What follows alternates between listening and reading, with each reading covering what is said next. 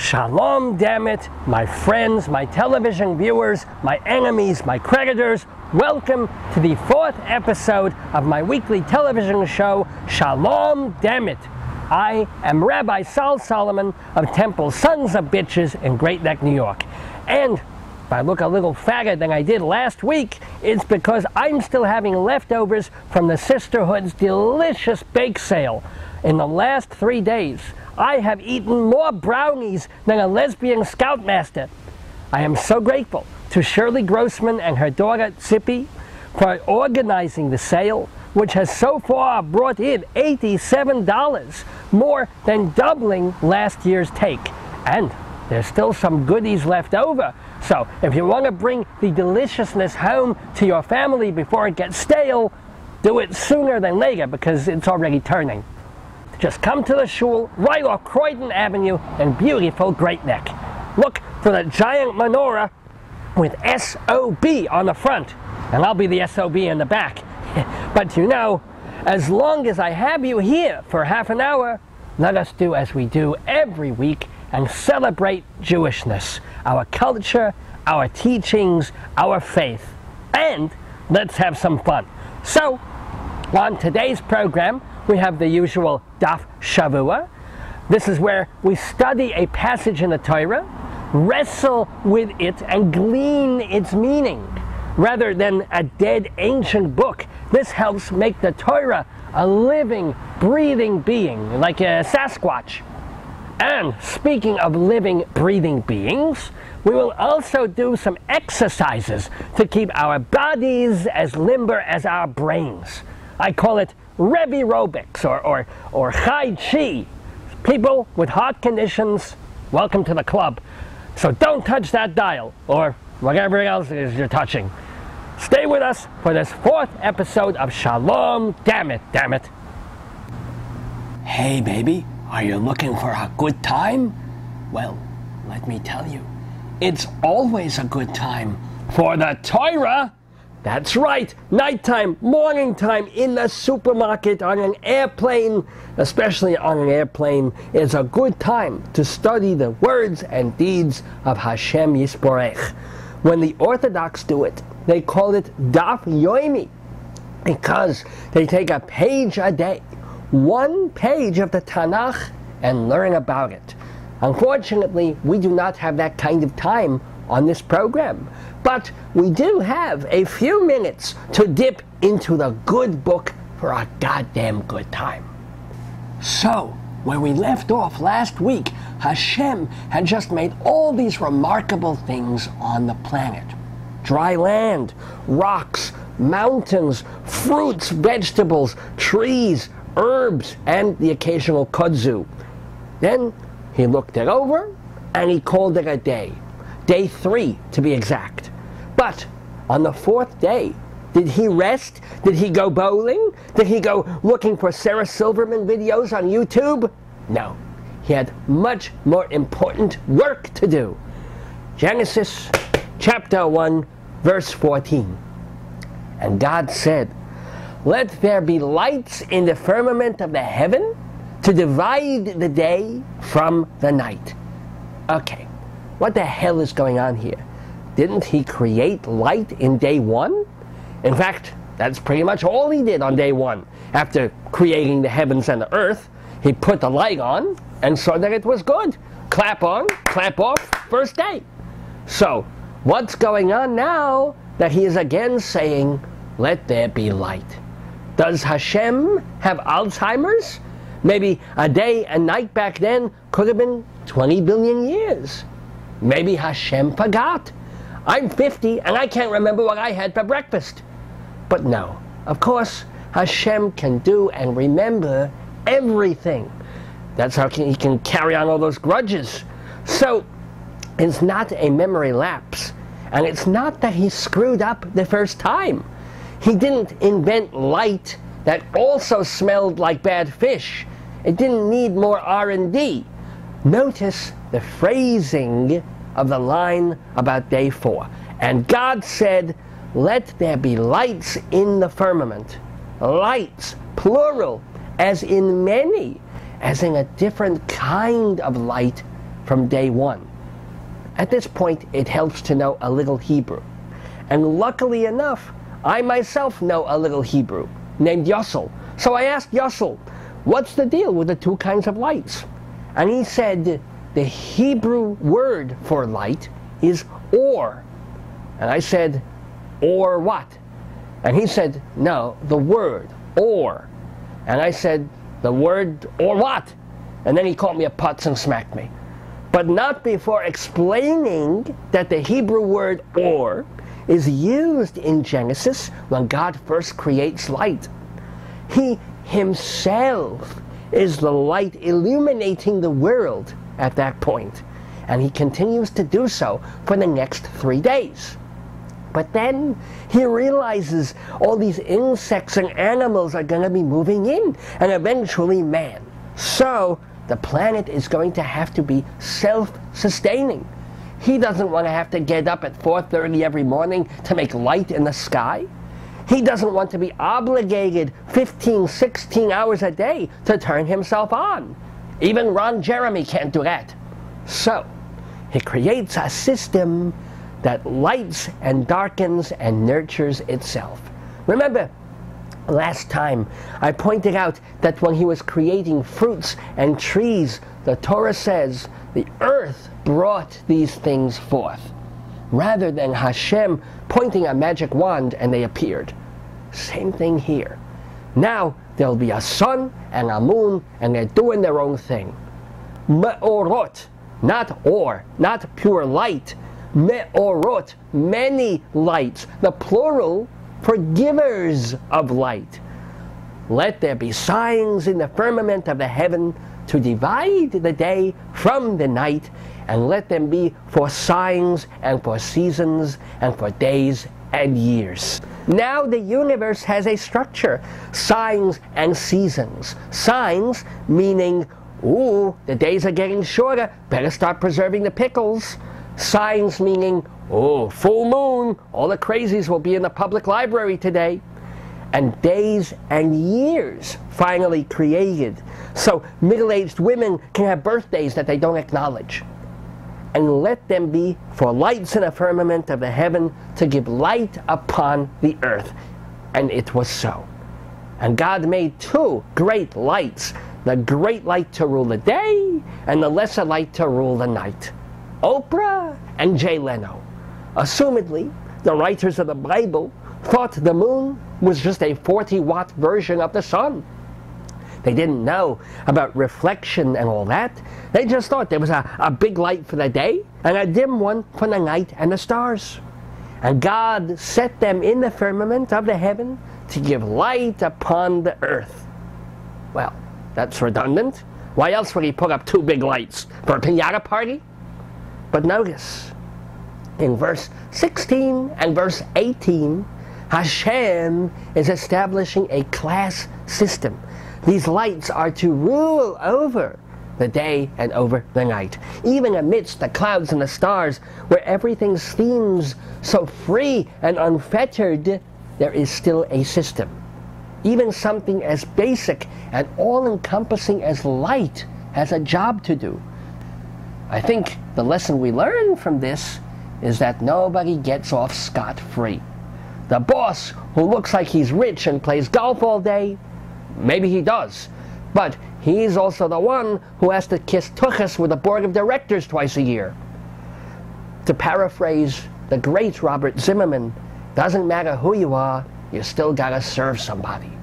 But in a more positive way, we also learn not to envy. We look at the bird in the sky and we think, oh, he's so free, he can fly anywhere, he can live in a tree, he can shtup in midair. But the little birdie has his own limitations and rules to obey. and flight patterns to follow, and cats to run away from, and airplane propellers to avoid. Pretty much everything in the world rules over something and is ruled by something else. Get used to it. Because God saw that it was good. That's the way He wanted it. And there was evening, and there was morning, a fourth day. Well, since this is our fourth episode, it makes an appropriate place to curtail my biblical babblings, but I hope you will continue on your own to draw thought and sustenance from this great book. And the next time someone asks you, "Hey buddy, you got a light?" you can say, "Yes, a great one and a lesser one, not to mention the overarching light that Hashem brings to the world."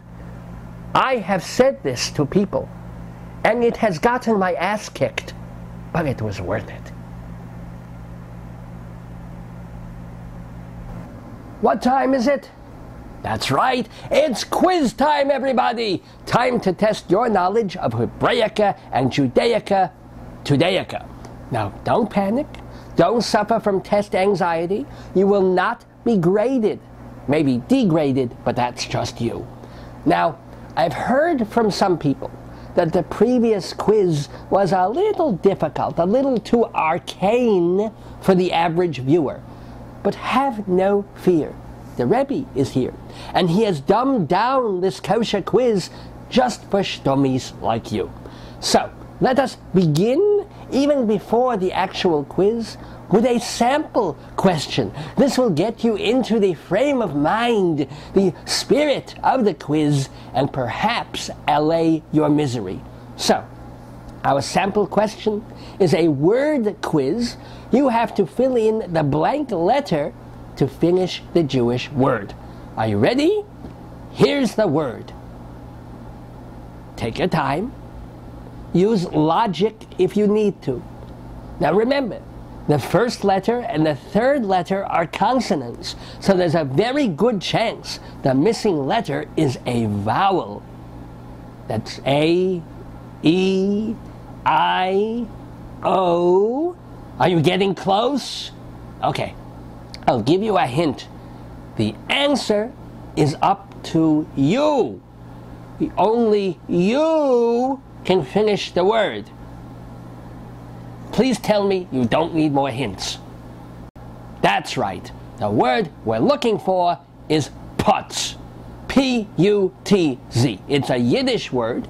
It means idiot. It means moron. It means saphead, literally, because the vulgar definition is penis or phallus. I will use it in a sentence. Mandy Patinkin is a putz. Or, in a more extrapolated usage, Harvey Fierstein is not a putz. However, he likes to put his putz in tushies. Do you see the subtle variations in usage? Okay, now that you've got the hang of it and are well hung, as it were, let us go on to our first real question. Which of the following books of the Bible was not in the Old Testament, which is not part of the Hebrew Torah?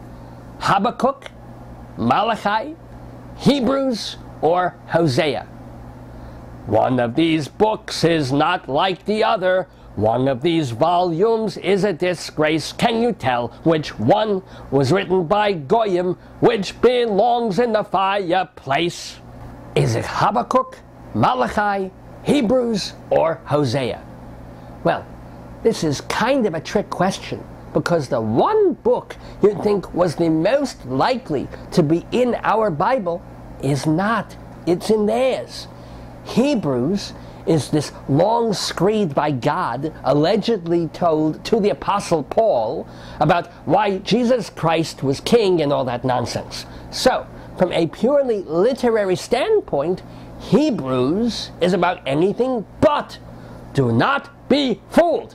Don't go picking up a King James Bible, see a section called Hebrews, and start thinking, how did this get misplaced after 2 Chronicles? The book of Hebrews is treif, it's poison, it's bullcrap, written by a potz. On the other hand, Habakkuk, Malachi, and the very goyish-sounding Hosea are all very much part of the Old Testament, albeit very minor prophets. If Moses and David and my namesake Solomon are the Beatles, Habakkuk, Zechariah, Amos, these are the Dave Clark Five. But if you're Jewish, they can still make you glad all over. Are you ready for question number 2? It is a word analogy question, the kind you would get on the SAT, which stands for Stupid American Time Waste. Here is a Yiddish word analogy. Zitsfleisch is to Spilkis, as Marilyn Monroe is to Esther Williams. Pupik is to Pipik. Lockjaw is to syphilis. Pineapple soda is to thirst. All right, this multiple choice requires a little seichel, some intelligent thought. Zitsfleisch is to Spilkis, as Marilyn Monroe is to Esther Williams. Pupik is to Pipik. Lockjaw is to Sif, and pineapple soda is to thirst. First of all, you have to know the difference between Spilkis and Zitsfleisch. Contrary to how it sounds, Zitsfleisch has nothing to do with pimples, unless you have pimples on your behind from sitting down a lot. Zitsfleisch is the ability to sit still and concentrate even if you're tired and bored out of your gourd. Zitsfleisch is the hard skin that forms on your butt that lets you stay put. Patience. Spilkis is the opposite. Spilkis is when you can't sit still and you're spilling out of your seat. If you have Zitsfleisch, you can control your Spilkis. If you have Spilkis, well, you need to grow some Zitsfleisch. They're opposites. So now, let's look back at our word groupings. Zitsfleisch is to Spilkis, as Marilyn Monroe is to Esther Williams. Well, let's see. Are they opposites? They're both attractive actresses with prominent bosoms. One gets wet for MGM, the other gets moist for the Kennedys. They are not opposites. If you have Marilyn Monroe, you can still have Esther Williams. Just keep them in different hotels. Zitsfleisch is to Spilkis, as Pupik is to Pipik? No. Pupik and Pipik are the same things, not opposites. They both mean belly button. They just have different regional pronunciations, like Edward James Olmos and Edward James Olmos. Moving on. Zitsfleisch Spilkis. Lockjaw is to syphilis. No. There's no relationship between lockjaw and syphilis. You get lockjaw from tetanus and painful oozing chancre sores from syphilis. Which reminds me, Morris Goldblatt from our temple, get well soon. Wait, was that in confidence? Anyway, the answer is by process of elimination, pineapple soda, and thirst. If you have pineapple soda, disgusting as it is, you have the means by which not to be thirsty. Just as if you have Zitsfleisch, you have a weapon against the onslaught of Spilkis. Okay, are you getting Spilkis yet? Or do you have time for one more question in our kosher quiz? It's yet another multiple choice. How old is a girl at her bat mitzvah? Sweet 16, 13, 12, or 10? When does a young girl get to say, "Today I am a lady"? When she's 16, 13, 12, or 10? Well, since girls are supposed to mature faster than boys, we call that the Lindsay Lohan factor. They don't have to wait until they're 13 like boys do. But 10 is too young. They haven't even bled or been cranky yet. So, ever since the early 1920s, girls have been getting bat mitzvahed at age 12. Now understand, not all branches of Judaism accept the bat mitzvah. The very male-centric Orthodox don't want women going near the Torah. It's like their special porn stash. Chos v'chalil, women should get near it under the mattress by the half-eaten ring ding. But even the modern Orthodox are starting to accept some direct female participation to mark her passage from childhood into responsibility. And by the way, it's not as if male bar mitzvahs were in the Bible either. Those didn't start until the Middle Ages. All of it is just tradition passed down by rabbis, tribunals, and caterers. I'm all for bat mitzvahs, especially when they pay the light bill. For me, anything that brings people closer to Judaism, be they male or female, rich or poor, brilliant or stupid, these are rituals to be cherished and respected. And for girls who feel left out because they can't do as much at bat mitzvahs as boys do for bar mitzvahs, just remember, the day you get circumcised, then you can bitch.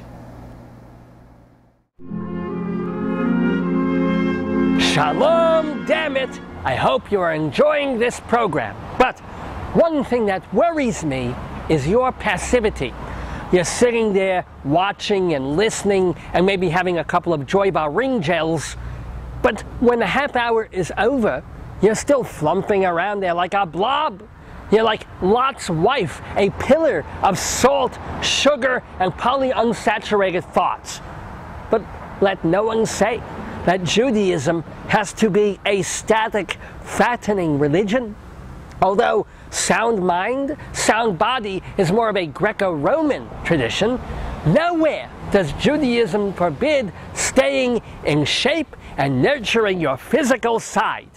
If anything, good health is the first consideration of any activity, from fasting on Yom Kippur to shopping at Loehmann's. And so, for just these couple of minutes, let us do some exercises together to open our minds, strengthen our bodies, and, Be'ezras Hashem, flush out our colons.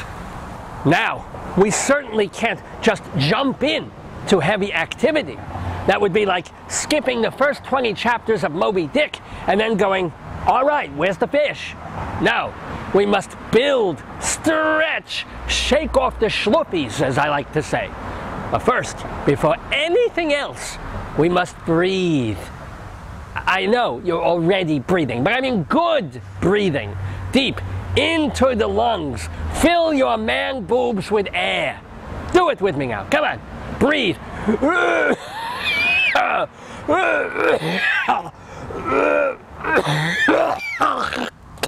Oh, God damn it, that's good. Let's try one more.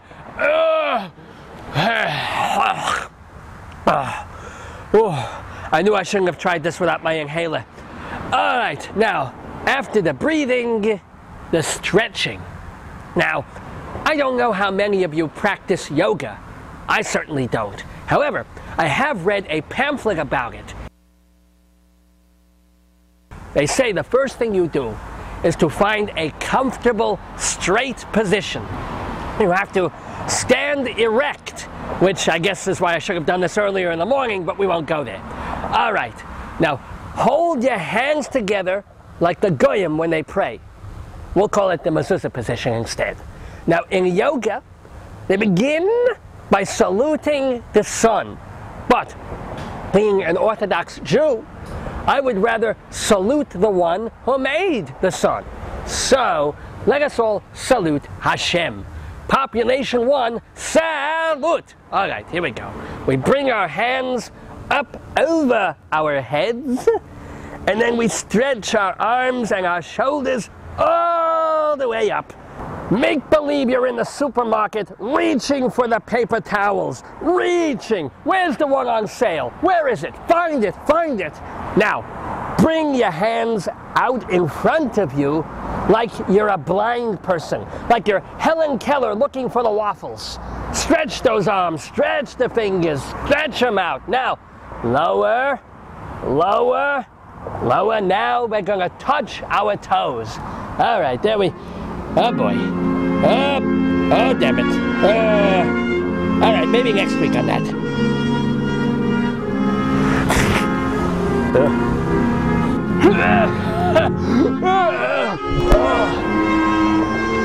Oh God. Okay. All right. Instead of the toe touching, let us pull our shoulders back, roll them around, roll the shoulders. Do you hear that popping sound, the snapping and the moving? That's arthritis. Okay, now what I want you to do is bend sideways from the hip, just like this, like this. Hello, hello, look at me, I'm Gumby, damn it. Oh yeah, stretchy, stretch the other way. Your body is talking to you. What is it saying? Mine is saying, I hate this, but it's good for me, so I'm gonna keep doing it, goddammit, keep doing it. All right, now it's time for the more intensive exercise, the cardiovascular workout, as Jack LaLanne would say. And he should know because he's older than rocks. We're gonna jog in place. We're gonna make like we're running a marathon without actually going anywhere. Like the Long Island Railroad singing in the tunnel outside Penn Station. So, come on. You're a locomotive. You're an engine on the way to the promised land to meet Mashiach. You're a condo owner in Florida rushing to the 3:30 buffet. Move those legs. Put some spring in your step. That's it. Bring your legs up to your titties. Up to your titties. That's the way. Come on. Now, as my first girlfriend used to tell me, if you're not breathing heavy, you're not doing it right. And I was just helping her move a piano. But you know, a little more. Now, slow down. Slow down. Locomotive coming to the stop. Oh, my Gewalt, I need a Pepsi. Oh, that's a lot of excitement for our first time. We need to cool down. We need to loosen the muscles that we've tightened and undo the damage that we've done to our hernias. So, everybody, take a deep breath. To conclude, we adapt the position, the yoga position of Utthita Tadasana. Gesundheit. Now, what it means is 5-point star. So, you stand like this, with everything stretched out, your hands reaching for the wall, your head extending to Hashem, your knees pushing to the floor, and your puckle defying gravity. But this is a 5-pointed star. Being Yidlach, we should be doing a 6-pointed star, the Mogen David Sana. So we have to add one more point to the star. And we do that by taking our leg and doing this. And, oh shit, oi! My ankle, this is hurting. Well, this is enough exercise for today. And for this week, if I am lucky. Let us now bow. Now let's just bow out.